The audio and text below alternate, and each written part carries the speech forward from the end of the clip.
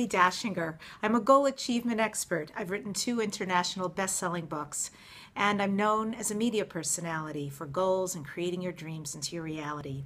You know, something that I wish my mom had told me, I wish she had told me it wasn't going to be such a struggle. I wish she told me how joyful and magical life is and could be. I wish that I had seen through her eyes and through her experience that life really could be full of mirth, full of laughter, full of loving connection. Instead, I did see a great deal of struggle and worry and angst and pushing and separation. And so I have created a whole life with a lot of the opposite.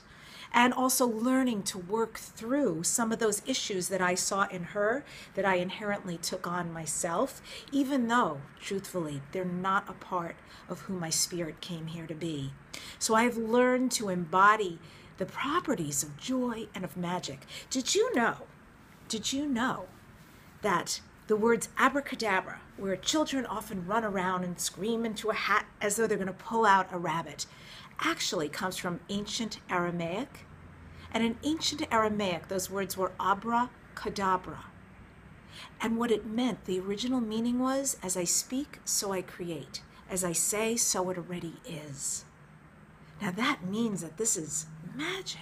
It's magical to be here, isn't it? It's magical to create. It's magical to speak out loud what we desire and intend and where we're moving towards and who we're becoming, because as we speak it, abracadabra, magic, we create it.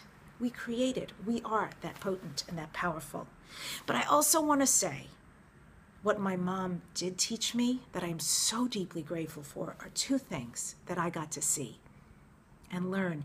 And the first is tolerance. And beyond tolerance, my mother accepted and embraced all types, colors, genders, sexualities, and I adore her for that.